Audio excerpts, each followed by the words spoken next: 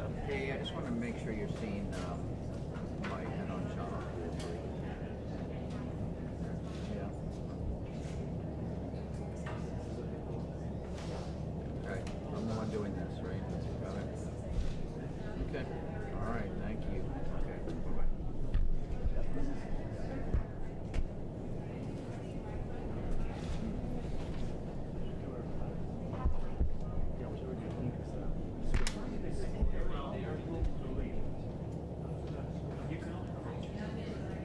He said he had told us that if he can stand there for the walkout, but then he just dismissed it. Oh.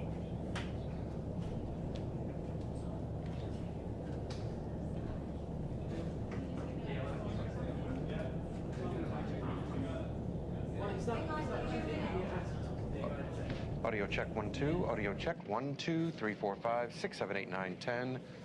POTUS microphone 1 2 3 4 5 6 7 8 9 10. Audio check testing 1 2 3 4 5 6 7 8 9 10. Audio check 1 2 3 4 5 6 7 8 9 Just for 10. your guys' awareness, we're going to open up on this shot.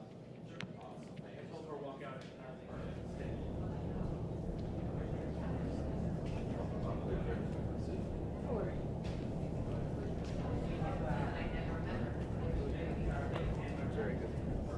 Best.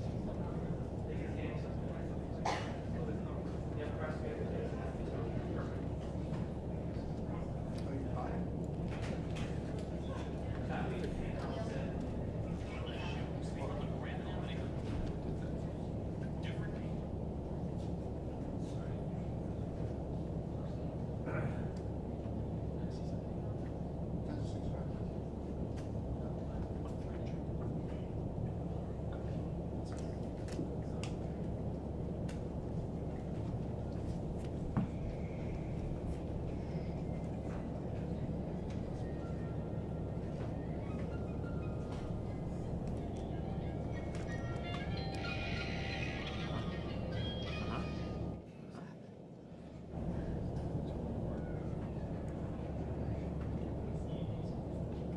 Somebody send you an electronic birthday card? Because that's what it sounds like. Happy birthday, Not Chris. today. Happy birthday, Chris. It was last month. The card must have been stuck in the spam folder. Yeah.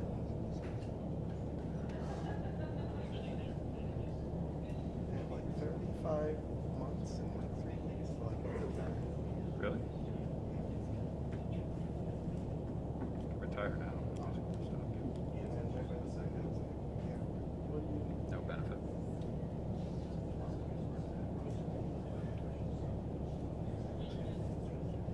The most aggressive coaxial cable I've ever seen.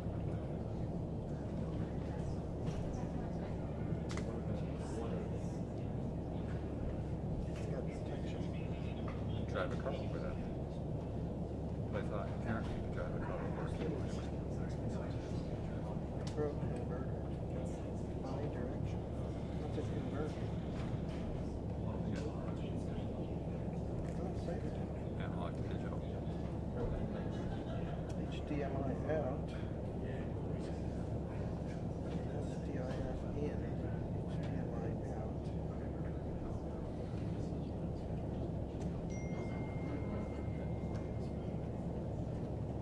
But this one's not. I know. Seems like a weird one. It's just I'll touch on it. This is like heavy metal. The bracket's just plywood.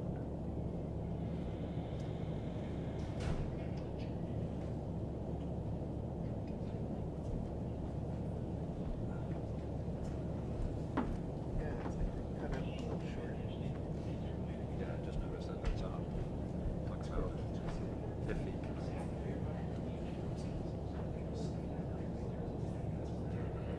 Right now, a piece of plywood like this is like I would have used whatever they did I would doesn't hope I matter. measured it right. You know what I think it is? They probably measured it for another bracket and they got this one. This was on sale.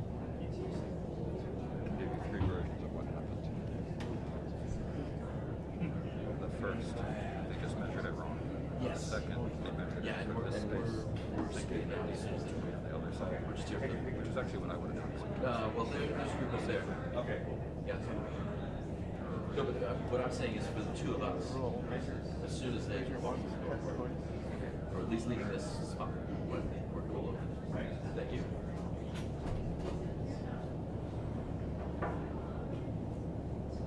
Excuse me.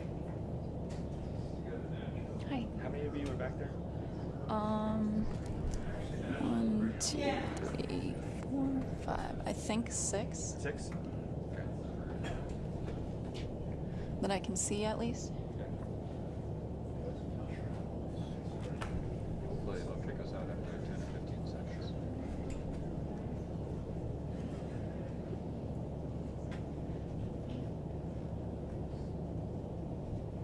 So he's gonna make remarks. I don't think we can step on that.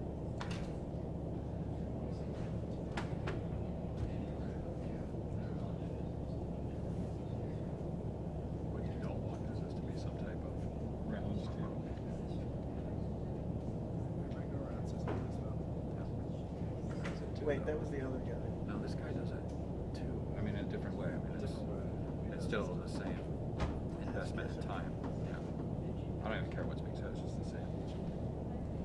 Here's one thought on that 757. So figure that no less than 100 people probably had input. You know, how could that many people look at it? This is my theory on it. Is they're like, look, this one's exclusively for executive use. Therefore, we're going to get the nicest of everything. So they got those seats, which are lovely. They're just tiny because they've got the that belongs on a Learjet. Like it's round.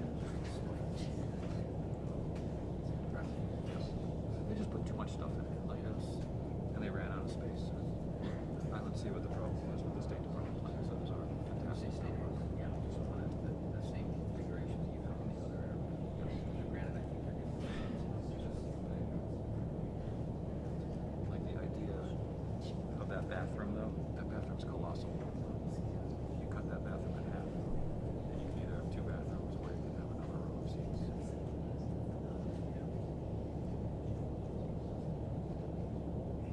That's actually an ejection pod. It could be.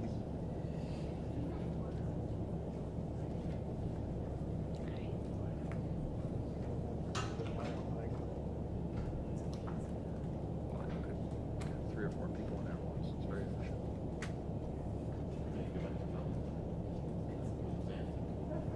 But then they have that seat in the bathroom that actually belongs in a small jet, where you can choose the bathroom stool as an actual stool. It's like I'm sorry, the toilet has a stool. There's a seat that goes down above it that makes it look like a bench. That's why people keep dropping their phones in there. That seat starts to shut and then go down and stop. And then if you have your phone in your top pocket, it falls in.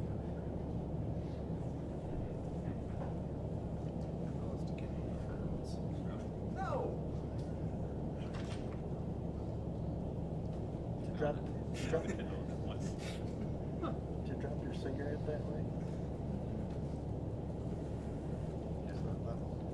Either that's not level or But level is not level. yeah, it looks like that level's not level. Looks like a cheap level.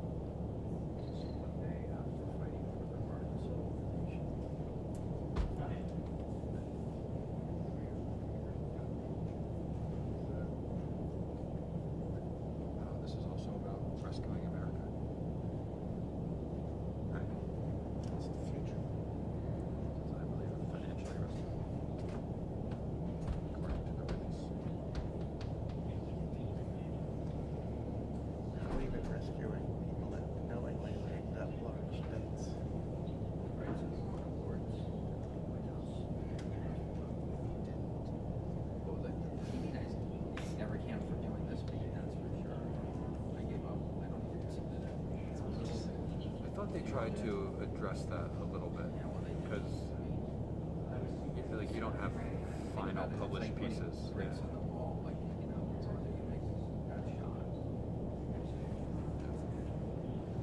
I thought they made some categories that would be more easily adjusted. Best white balance shot. Best push.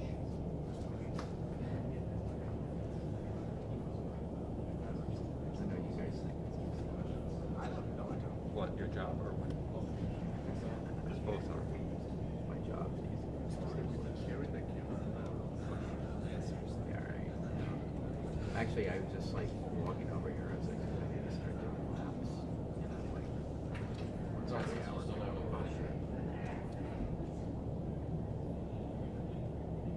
It's like there's some comedy group that does, like I said, you can't be in the gym pretending to rob houses and things like that.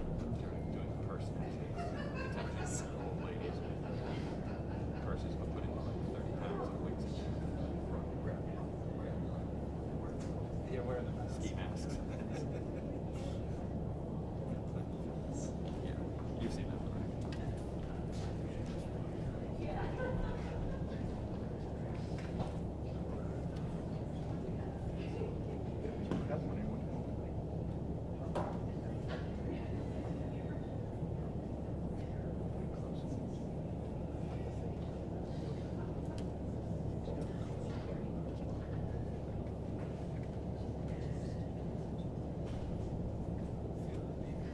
Feel a little chill in the air.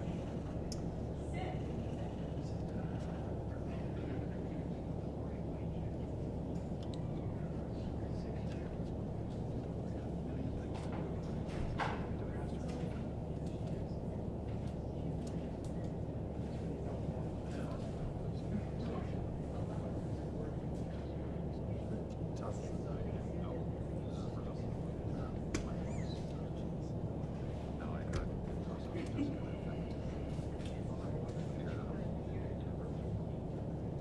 Not pay attention. I don't understand the reality of my actions. Like, where's stuff?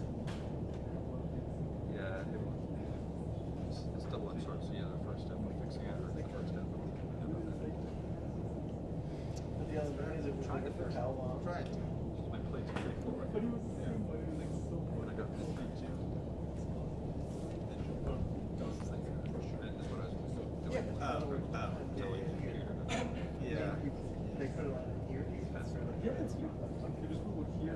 Yeah, so then you got 50 hours later.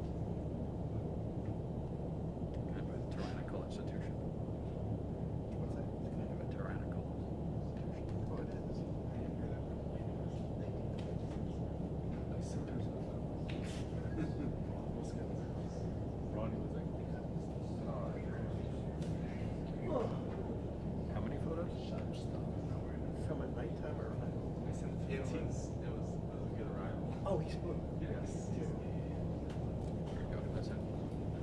2 minutes. You said singular notice. I confused it.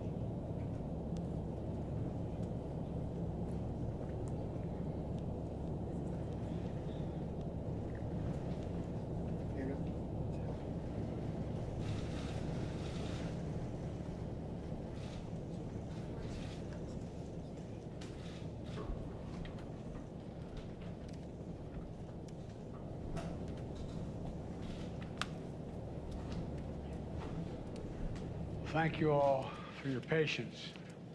Secretary Raimondo, thank you. Before I begin, I'd like to speak very briefly about today's jobs report that was just been issued. We received more good news. In August, the economy created 315,000 new jobs. The great American jobs machine continues its comeback. America workers are back to work, earning more, manufacturing more, building an economy from the bottom up and the middle out. But with today's news, we have now created nearly 10 million new jobs since I took office. Nearly 10 million jobs, the fastest growth in all of American history. In August, we also saw that the share of Americans who are working on our economy went up. Economists call that labor force participation rate. Working age women are now, for the first time, back at work at rates not seen since before the pandemic. Wages are up. Unemployment remains near a 50-year low. And yesterday, we got data that showed that manufacturing orders were up, but cost increases in supply chain items were beginning to ease. The week before that, we got data showing the price increase may be beginning to ease as well. The bottom line is jobs are up, wages are up, people are back to work, and we're seeing some signs that inflation maybe, I'm not overpromising, may be beginning to ease. Couple that with the fact that gas prices have now fallen 80 straight days, the fastest decline in over a decade. And the price at the pump is now $1.20 a gallon less than it was the beginning of the summer. America has some really good news going into Labor Day weekend. But we're also seeing something else critical to to the backbone of the American economy. Manufacturing. Manufacturing is roaring back. Since I took office, the economy has created 668,000 manufacturing jobs, the strongest manufacturing recovery since the 1950s. And just last week, we've seen major American companies from First Solar to Corning to Micron announce plans to invest tens of billions, that's not a misstatement, tens of billions of dollars expanding manufacturing in America. We've seen major global companies like Toyota and Honda announce that they're choosing America to invest and build. None of this is happening by accident. These investments and this recovery are a direct result of my economic plan. Some people gave up on American manufacturing. Not me, not the secretary, not the American people. Make it in America is no longer just a slogan. It's a reality in my administration. I'm committed to building an economy from the bottom up and the middle out. You've heard me say that 1,000 times. But that's what's happening. And that's what we're here to talk about today. Now, a big part of the American Rescue Plan that I signed a month after we got in office, we were facing a once-in-a-century pandemic, historic joblessness, businesses struggling to stay open, remote learning for our children. But thanks to the American Rescue Plan, we have come a long way. We got vaccine shots in arms. We helped people who needed them at the most. We kept teachers in classroom, cops on the beat, firefighters on the job because the local communities didn't have the money to pay for them. And as a result, COVID no longer controls our lives. More Americans are working than ever. Businesses are growing. Schools are open. And today we're celebrating a signature program, the American Rescue, within the American Rescue Plan, that's going to help communities that need it most. Look, it's called the Build Back Better Regional Challenge. It's centered around a vision that as our economy recovers and modernizes, as science and technologies accelerate and change the nature of how we manufacture, we want workers and small businesses leading this transition, making sure they're a part of it, not just being shunned aside. Instead of fearing that the transition is going to leave them behind, we're going to help them get retrained and many other things. And think of the 55-year-old small businessman who's been making a single screw, this is literally true, for a combustible engine for cars for decades. He and his workers are worried. Why? Because we're moving to high-tech electric vehicles. We're going to help them and their businesses with training and new technology to help them make parts for electric vehicles and lead the transition to a clean energy economy so they're not left behind.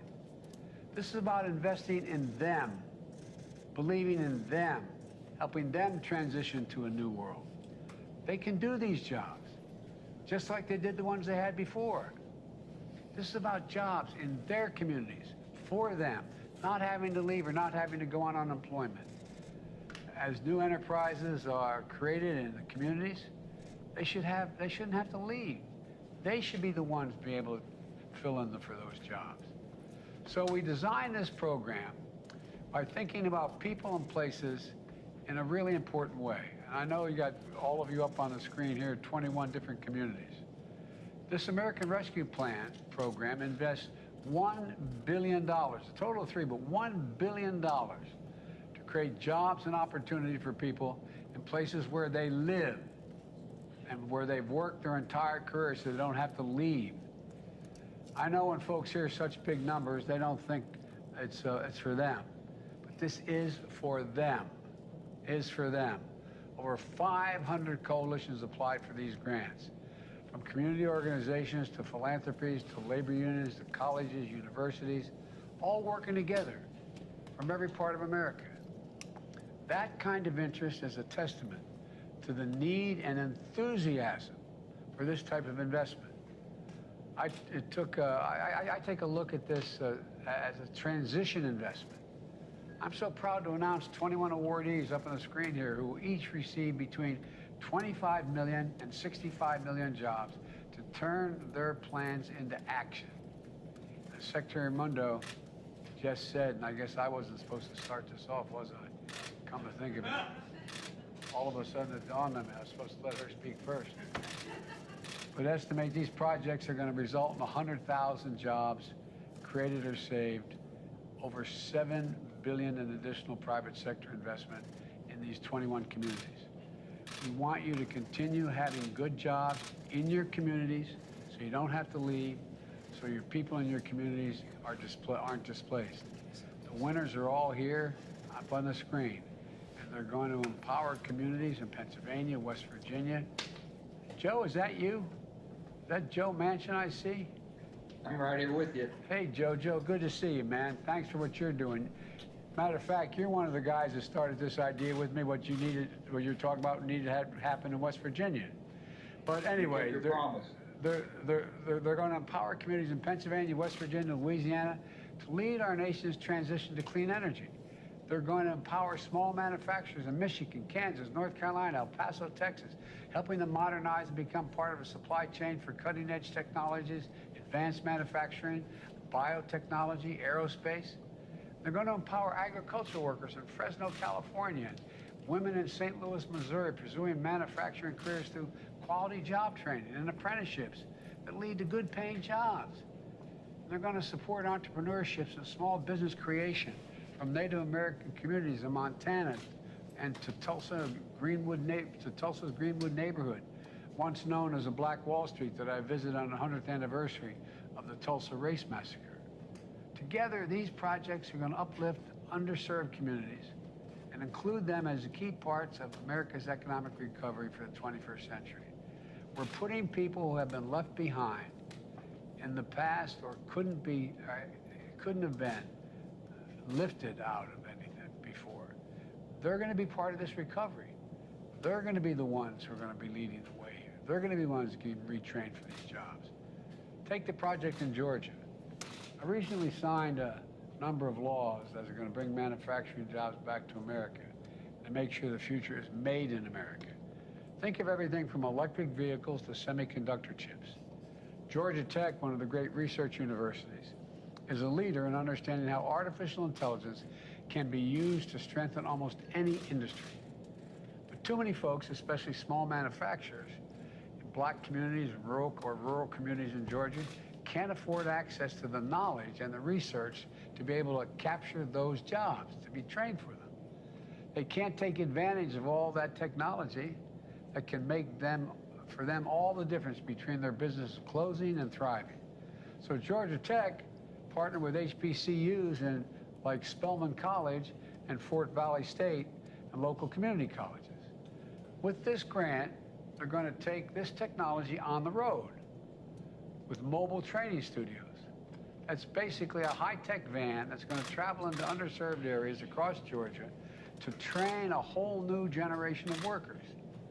Technology experts will provide workers who are interested in 4 to 6 week hands-on training that can make all the difference in their employment. Think of a poultry farmer who might never have had a chance to learn how artificial technology can help manage inventory or improve the safety and quality while increasing their productivity. Think of the family-owned paper manufacturer that could never have afforded trying out cutting-edge technologies. But now they're going to be able to. They're going to be able to grow their businesses. And they can do it without ever leaving their home or their families. This is a game changer. Take the project in Manchester, New Hampshire. And I tell you what, I heard so much from the delegation in New Hampshire, from Maggie Hass. Anyway, won't get into it. This has been one of the things they've been pushing for a long time, both senators and the congressmen. Their goal is nothing short of becoming a global epicenter for the next generation of advanced medicine. But to do it, they need world-class labs for clinical trials that will attract the most innovative biomedicine companies to locate and create jobs in New Hampshire. I have to say that Senator Hassan and Shaheen and Congressman Pappas, I hear you, I hear you, I hear you. I know you've been talking about this a long time. We've finally gotten it. And they're going to need to bring struggling communities along in the process. Because of this grant, Manchester is going to revitalize what was once one of the largest cotton textile plants in the world. Right now, 100,000 square foot mill. The building is empty and idle. but not for long. Because of this grant, a coalition of city leaders and research and community organizations is going to transform that old mill into a modern marvel. It's going to house advanced science labs that are going to conduct groundbreaking clinical trials. It's going to be the place where they can test biotechnologies and treatments that are going to save lives. And the Republican governors working on it are going to be there as well. For workers, small businesses, entrepreneurs in the Manchester area, it means opportunity. It means jobs you can raise your family on in Manchester, not have to move. Because of this American Rescue Plan grant, they're going to be able to have access to cutting-edge technology and labs that never could have been afforded before. This is going to allow them to compete with anyone, anywhere in the world, and make sure the supply chain for these new medicines and medical advances are built right here in America. It matters. As you probably know, I could go on and speak about each of the communities here, but time won't permit. I applaud every community that received the grant and that applied. You're the reason why I'm so optimistic about the future of this country. I mean it. You heard me say it many times before. America is the only nation in the world that can be defined by a single word: possibilities. Nothing but possibilities here. That's what this is all about. I want to thank you, and now I'm going to do what I should have done to begin with. Turn it over to the Secretary to begin this, but we've already gone by it. So, Madam Secretary, the floor is yours. Thank you, Mr. President. I think the fact that the President jumped in there right away is a testament to how excited he is about this project. He's fired up, and he's committed to it, and that's because he knows. He knows that we have to be investing in every community in America to help with the transition. So let me fill in a few of the blanks about how this program is going to work, and then we're going to have a discussion with a handful of the 21 awardees. First of all, congratulations. If you are one of the 21 here, you are the cream of the crop. Your applications were fantastic, and congratulations to each and every one of you. The President and I are so proud of you and just thrilled to be able to work with you. I have to thank you, Mr. President, for your leadership. Everybody should know that this was the President's idea. I mean, as he said, the American Rescue Plan was passed 17 months ago. $3 billion of that came to the Commerce Department to do economic development, and we decided to put $1 billion into this Build Back Better regional challenge. And it's because the President directed me to make investments in communities to help communities revitalize themselves and get ready for the transitions in our economy. Because he fundamentally said people want to work where they live, and they ought to be able to do that. And so that's what this is all about. We believe every single American, no matter where you live, ought to have an opportunity to have a high-paying, family-supporting job in that community. And that's what this is all about. So let me fill in some of the blanks about the approach. It's a novel approach. This is the first time ever the Department of Commerce has made such sizable investments in individual communities. When we started, to be very honest, we weren't sure. We weren't sure if communities would apply and bring together coalitions and have the capacity to invest tens of millions of dollars. Well, we got 529 submissions. We went from 529 down to 60 finalists, and then from those 60 finalists, we worked to get to the 21 who are with us today. So again, the fact that you are among the 21, hats off to each and every one of you. Here's what makes this interesting. Everyone on this screen of the 21 will be receiving between $25 million and $65 million to address regional economic challenges and to invest in revitalizing the economies of these communities. So that's a lot of cheese, folks, to make big investments and revitalize your communities. This was all bottoms up. We went to the community and said, you tell us how to revitalize your community, and you bring the community together, public sector, private sector, universities, philanthropy, get your community together and tell us what you need to invest. So as a result, this federal funding will be matched by more than $300 million of local investment, and will leverage support from over 450 private sector and 27 labor unions or worker organizations. We estimate that together, this whole initiative will create or save over 100,000 jobs and over $7 billion of additional private investment will be catalyzed through each coalition's efforts.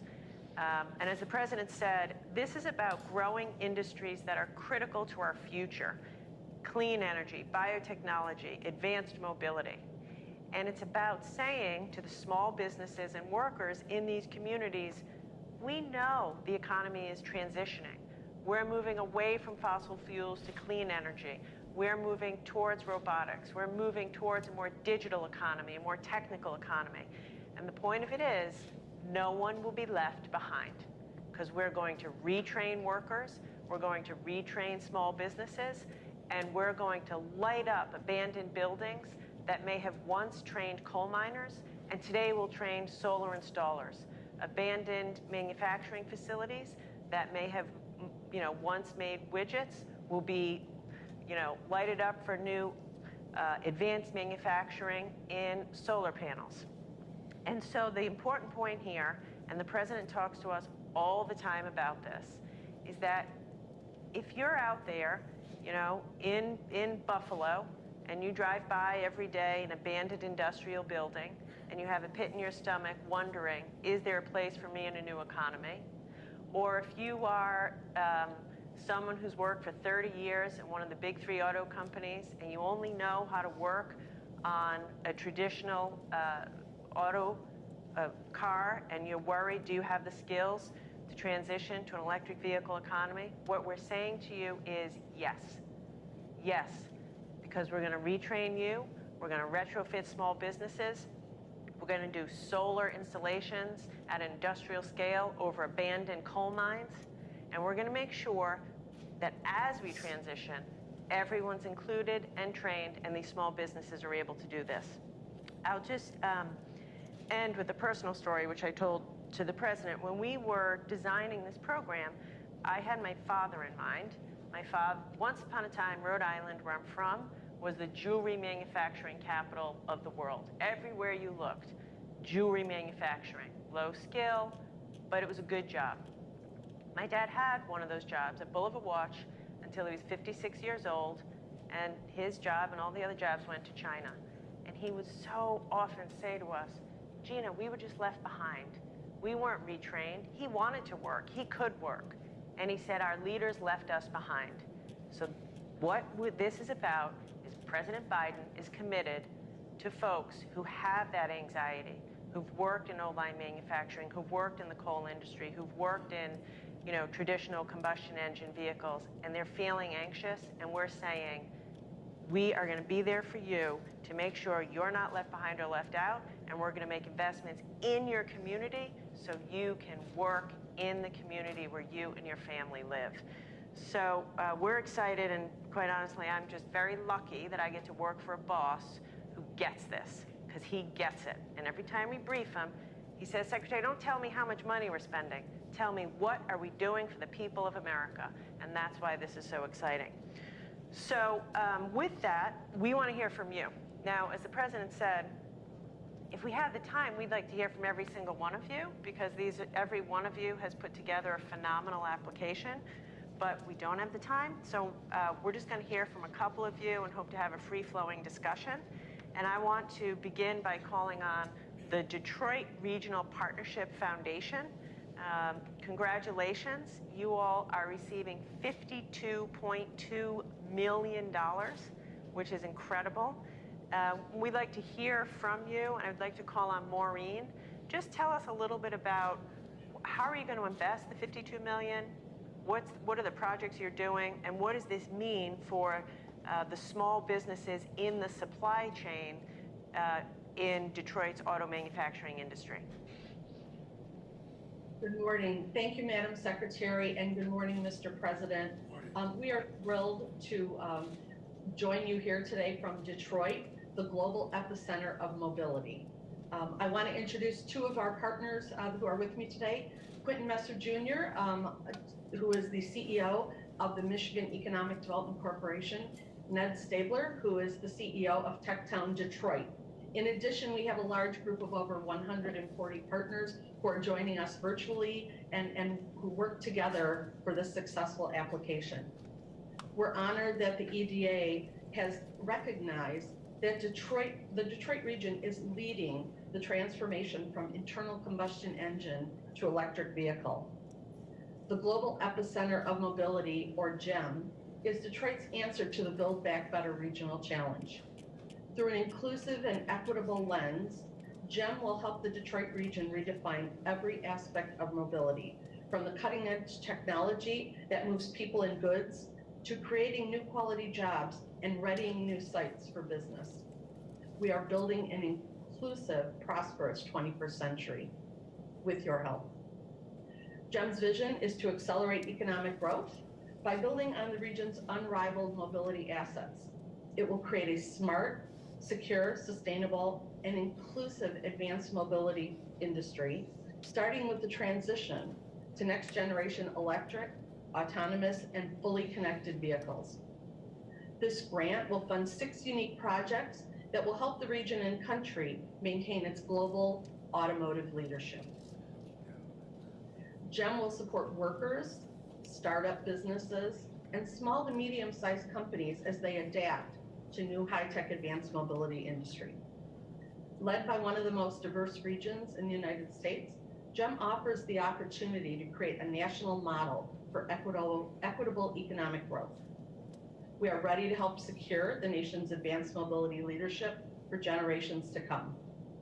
Thank you again. We welcome any questions, and we also want to invite you, Mr. President and Madam Secretary, in 2 weeks to join us in Detroit at the North American International Auto Show, where we can show you in person how we are leading the way. I'll be there. Awesome. I'm a car guy, Yeah. as you kind of noticed. Hey, look, I drive the cabinet crazy and my staff crazy by asking them to give concrete examples that if you walked up to somebody in a corner and said it, they could completely understand it. One of the things that this is pure Biden, I believe, and I've been saying for some time, that the next 10 to 15 years, more is going to change in terms of technology and innovation than has happened in the last 75 years. I mean that sincerely. Things are going to change so rapidly. That's good if we're going to compete in the world, but also it's scary as hell for somebody who, like we were talking on the way over to this building about how there's hundreds of small companies supplying small parts to internal combustion engines. And you were giving me an example, Madam Secretary, of a bolt one company provides. That is not going to be useful in an electric vehicle. And so what we're going to do is train that company, the ownership of that company, what parts they can contribute to make that vehicle. And I'll give you a concrete example. Remember, we're having the great difficulty, we still have some difficulty in the supply chain of items coming from Asia. And the shipping, the vast majority of it comes through the ports in San Diego and Los Angeles, and those ports. And the ports were asking for help all across the country for new technologies, new cranes, new movements, more robotics. I said, okay, we'll do it on one condition, that the people you have on the job now at the port are the people you train. You give them the opportunity to man the new machinery. Not a joke. And one of the things I think was so important about what we're all talking about, all of you are talking about, is think of all the people who've been breaking their neck and doing well, doing things that really matter, who are going to become, what they're doing becomes going to become obsolete because how things are changing. Whether it's a transition in the climate environment or whether it's manufacturing or medicine, whatever it is. And so when you say we're going to provide in-depth assessment and assistance to 65 firms through a supply chain transformation center, that can sound pretty abstract to a lot of people. Give me an example of what you really mean, what this will really mean for a company and its workers in this supply chain transformation center. What are you talking about? Absolutely, Mr. President. As you know, in our region, because you were very important here a few years ago in helping us make a transformation, we need to do it again. We have a terrific, talented workforce and supply chain, but we need to give them the skills that they need and the tools that they need. So one example is a company in a community in the Detroit region called Oxford. It's Barron Industries. They're a casting company, but they need help in making sure that they can produce the right parts with the right technology at the right speed with the right talent. So they have been receiving assistance on marketing, on cybersecurity, on production techniques, so that they can make the transition as rapidly as the OEMs are making it, and they can stay an important part of that supply chain. That also includes making sure that their employees have the skill sets, the upskilling that they need, so that they can be successful. And as you say, included and staying here in our region to do those jobs. President, one of the things I love about what Maureen and her team is doing is that so often we focus on the big three automakers, which is important, you know, for all the obvious reasons. But what they're doing is focused on the whole network of small suppliers. You know, the hundreds, if not thousands, of small, family-owned suppliers to the big three, and making sure that, as Maureen said, they have the new materials, the new technology, the new training, so that they can continue to service as we move towards EVs. And so I give you a lot of credit for getting into the supply chain. Last thing I'll say, I can talk about this for a long time, but going through two of the major American automobile plants for a long time, for an extended period of time, there was a lot of concern by the UAW about robotics and how that was going to displace workers, when in fact, being able to teach those folks how to use those robots and increase productivity and doesn't displace them is what's really happening. And so it's all about, you can maintain the workforce, you can increase the productivity, remain competitive internationally, and still get a lot done. But at any rate, I maybe as my grandfather used to say, with the grace of God, the goodwill of the neighbors, I'll see you at the auto show. We welcome you, absolutely. All right. So the mention of robotics is a perfect segue.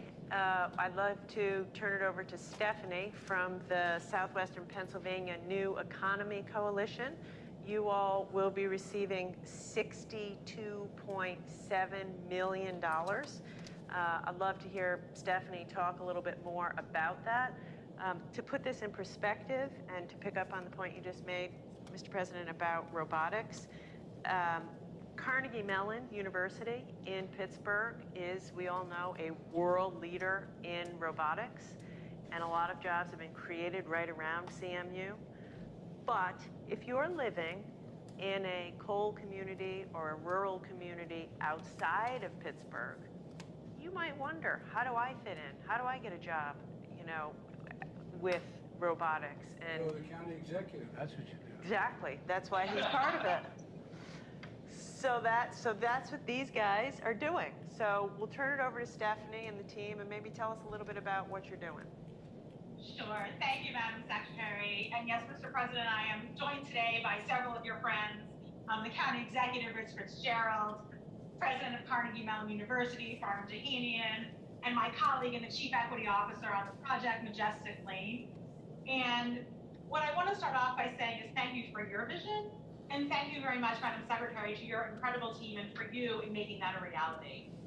What we have loved in some ways most about this project is that we get to do what we do best in Pittsburgh, which is collaborate and bring together what we had 200 partners, which is we call the special thoughts in Pittsburgh, to make words into action to deliver on your vision.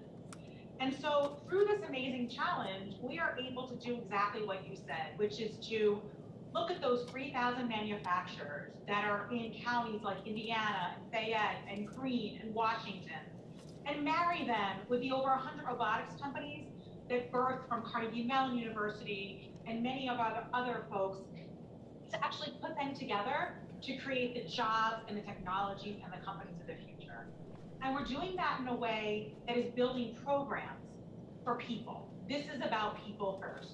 14,000 workers, 750 companies that will fuel an entire new economy for us that we think won't just be about Southwestern PA and not just the United States, but globally, to redefine how we do business and how we keep jobs at home in our communities, as you so well described. Thank you. One of the things I love about this is a lot of people, when they hear robotics or they hear autonomous technologies, they hear, I'm about to lose my job. And so what Stephanie and the team are doing is saying quite the opposite. This is going to create job opportunities for you, including in your rural community, not just in the neighborhood of CMU. Yeah, I so appreciate that question, Madam Secretary, because as you can imagine, as the birthplace and the leader in robotics, this is a question we tackle and think about extensively. And I can start by telling you the data, which is we know that for every one job that may be displaced with robotics technology in a company, it's creating at least 1.5 and sometimes more. But what's even more important, and that we understand, is for the companies that are actually growing and scaling in our midst, those 100 companies I talked about, many of them have upwards of 1,000 employees right now. And those are middle skill jobs. Those are jobs where people are tinkering and building sensors and using the skills that you described, like your father had. And that's exactly what we're trying to do here today. And we're doing it across industries like energy, like agriculture, like healthcare. This is an incredible broad-based opportunity. And what we even know more is when we talk to those workers, they are more fulfilled. They are actually enjoying their ability to use their creative skills to customize sensors, to repair robots, to work in partnership with entrepreneurs in creating those actual technologies. It's a more fulfilling job, it's a higher wage job, it keeps them in communities, and it actually allows them to have family sustaining jobs where they were born and where they want to stay. Mr. President, at Carnegie Mellon, I had the honor of you showing me around Carnegie Mellon. It's a great university for real. I'm not being solicitous. Are you working with smaller outfits like the community colleges in the region? And talk to me about the sort of coordination between a great national university like yours and a community college in a community. First of all, Mr. President, thank you very much for your leadership. It's good to be with you. There are two aspects of it that I want to highlight. On one hand, what we're trying to do is to bring robotics and automation to small and medium-sized enterprises. As you alluded to, the digital transformation is taking place, and it's really having a ripple effect across so many sectors of our economy. So we're bringing those technologies and know-how to agriculture, to construction, to energy, to healthcare, to manufacturing, mining, and transportation. So that element, bringing those skills and technologies to small and medium enterprises to make them more competitive is extremely important. It's extremely important for the nation because we live in a global world. So that's one element of it. The second element of it that you alluded to has to do with upskilling and reskilling the workforce. And in this case, we're working with community colleges, we're working on curriculum development, we're working on various ways that we can bring along the workers and retrain them and upskill them to be ready for these new jobs that are going to be created. It's extremely important to recognize that as we adapt these new technologies in small and medium enterprises, we have a workforce that's going to be ready to take those jobs. So the coordination with community colleges, with labor unions, especially in our core urban areas, and as Madam Secretary alluded to, in 11 counties that surround us is part of our mission and what we're committed to. Thank you again for the opportunity. Well, let me ask you, how's this going to play out on the political scene? As a county executive, what are you going to be able to tell folks about what's happening with this $62 million? Well, thank you, Mr. President. What we can tell people is President Biden continues to invest in people and in jobs and in our future. First of all, congratulations on another great jobs report. I mean, we shouldn't just go over that real quickly. 10 million jobs in your year and a half tenures is really unbelievable. And a lot of them have been created right here in southwestern Pennsylvania. And as Stephanie and President Johannian had mentioned, it's not just for the robotics software engineer in Pittsburgh, it is for the small town in Westmoreland County, in Beaver County, the manufacturing facilities that are transitioning, and the type of training that can happen throughout our community college, but for families. And I know you talk about this all the time, and it's so important. It's about hope and for the future, for the next generation who are out there wondering what's going to happen. You mentioned the displacement that's going to, could happen, and the changes over the next 10 to 15 years. This doesn't leave people behind, and we appreciate that very, very much. And by the way, we're looking forward to seeing you on Monday at Labor Day. You're always here with us, and we're looking forward to it. We're guaranteeing good weather, Mr. President. All right. All right. Sir, do you have anything you'd like to add about what's going on in the community? Well, sure. I think what's important about this is, as you spoke to, Mr. President, often people think that robotics and AI are leaving people behind. But we're being really intentional, both demographically within our communities, people of color and women, and also in our rural communities, about how do we connect people to inclusive career pathways, but also actually connecting them to business development opportunities in the robotics and AI industry, which traditionally they may not have had access to. So what we're really doing is being intentional about figuring out how do we make these connections and really making this an economy for all. So thank you, Mr. President. Well, one of the things, if I may, having been a significant consumer of health care and having family members who needed serious health care, one of the things that I think in the healthcare side, most docs will tell you that when people get a diagnosis that is very dire, they need really a navigator. They need someone to help them know when to go to what appointment, what the appointments are for, how to, just explain what's going on. It seems to me we need some navigators here. And I'm wondering how you're doing that. I mean, you have someone, let's say there's someone, we were doing this on a local Pittsburgh television station, and someone listening and saying, well, I'd like to get trained. I mean, how are you reaching out to the community? And do we have essentially, whatever they want to call them, navigators? Say, look, here's the way you can get into this. This is what you do. Or people going into those small businesses that are going to be eventually displaced because the technology is going to be surpassed, and say, this is what you, I mean, is there thought about that? Absolutely, Mr. President. Thank you for that question. And that really is the spirit of, as I was talking about earlier, our project and the way our partners are coming together. So we have 5 projects that are woven together, each with incredible organizations that know how to actually be on the ground. Most of our money is actually going out to neighborhoods and communities, so they can actually use the organizations that know their people, that know where the businesses are, that know where those individuals are that have to get into the jobs, where those people are that are ready for entrepreneurial opportunities. So for example, it starts with our manufacturing extension partnership. They know where those manufacturers are, and they understand their readiness to adopt technologies. They will come together in a manufacturing hub with entrepreneurs who can help de-risk the prototyping and creation of products that can actually be deployed. We also have our lead accelerator entity in the region that's creating a new model of startup factory with anchor maker spaces throughout the communities where we can identify opportunities to create new technologies that will be deployed into those companies. and taken all together, our workforce ecosystem, as Dr. Janey described, will actually be connected by a web of workforce boards and other community organizations, including labor unions and other, at the neighborhood level, who can then bring those curriculum, the partnerships, the workers to the table for those jobs. So we're really relying on, as I said, 200 entities and partners who know how to navigate and know where the businesses are and know where the people are to make sure we have a marriage and alignment that can propel this opportunity. One of the things I'd raised, and I've not raised with the Secretary, but I've raised with you guys and everyone who's part of this grant effort, I think it's useful. Think about it.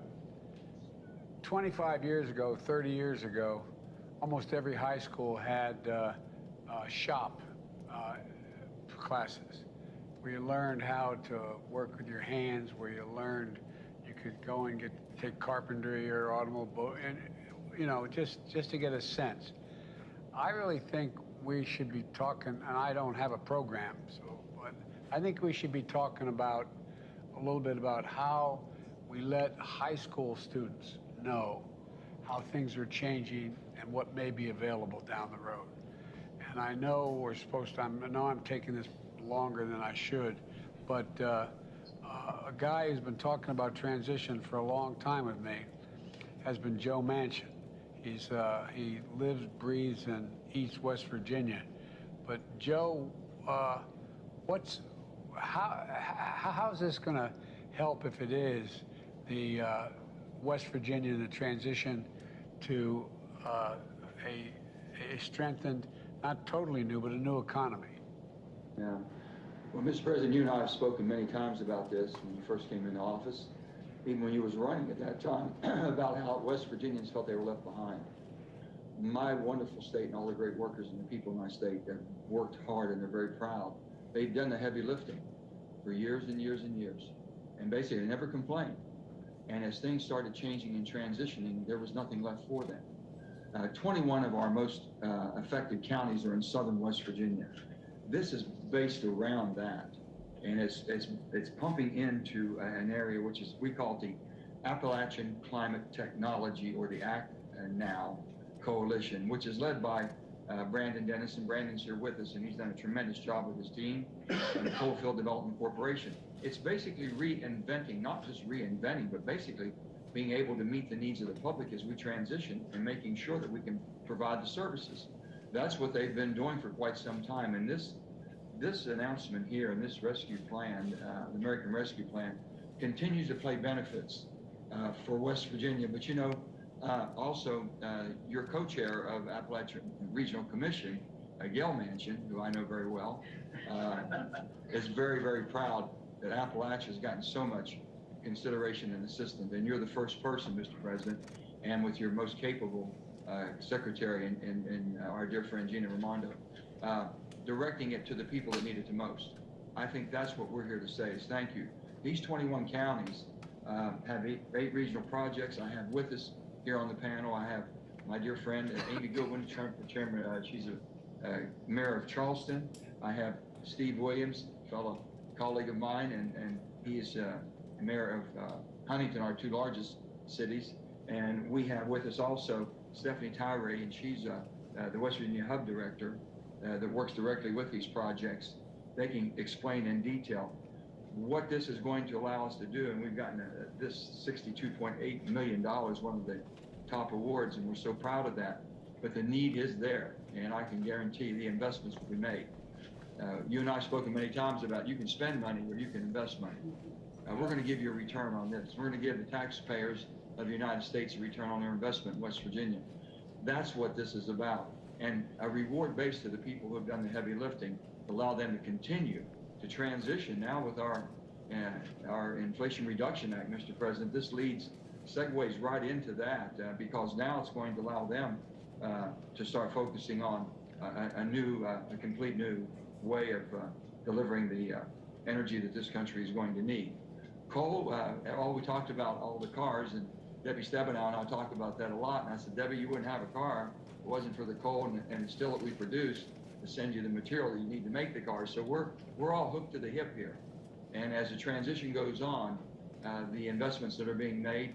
The 48C tax credit is going to put $4 billion additionally back into coal-hit communities, so we can diversify and attract more business there. So I just can't tell you how much this means, Mr. President, and I'm just so proud to be part of this, and also so proud of what the ARP has done, American Rescue Plan, and so excited to see what the Inflation Reduction Act is going to do. So many people don't know how much is in there that's going to transition their lives and transfer them into an economy that's going to give them an awful lot of stability. So we're very proud. Well, Joe, thanks. I'd love to talk to every one of you, but I'm getting a sign here. I better cut. They're going to have a I was afraid you were going to get the hook. But look, We can do this all day, but the point, let me conclude by saying this. This is not going to waste money, what we're talking about each year doing. It's going to grow the economies. It's going to keep us in a position where we are the most advanced economy in the world, and where we bring along the people who have made this country. You know, I joke, and I shouldn't get political, but let me put it this way. The people who built the country are hardworking people who work with the sweat of their brow and their hands, and they're the ones that created a middle class. And I think this is going to enable that same group of people, like most of us were raised by, to be able to have an opportunity to continue to do well and to take us through this next phase. Because, you know, there's that, Joe and my colleagues in the Senate used to always kid me for quoting Irish poets, but all's changed. It's changed utterly. A terrible beauty's been born, as the Irish poet said. And we've got to take advantage of it, and I think we can. I really, genuinely think we can. And I look forward to meeting all of you at some point along the way, and we're going to continue to keep this moving, because there's $3 billion total in this, and it's going to grow the economy. Everybody's better off. When you grow the economy, everybody from the local drugstore to the local supermarket to the local church, everything grows. And that's what this is about.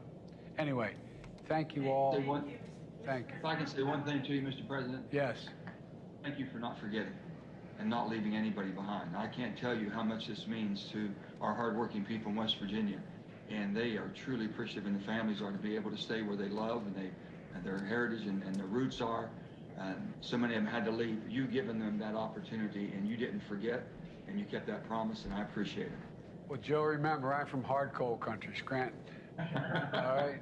Okay, anyway, thank you all so very, very much. Thank you, Mr. Congratulations, everybody, and we're excited to work with you to make all of this a huge success. And thank you, Mr. President.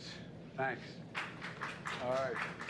Mr. President, do you consider all Trump supporters to be a threat to the country? No, everyone, come on. Come on, look, guys. You keep trying to make that case. I don't consider any Trump supporter to be a threat to the country.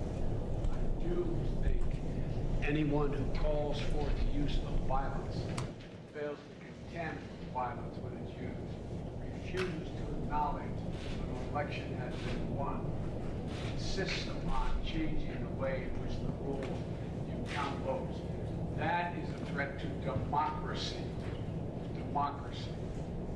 And everything we stand for rests on the platform of democracy.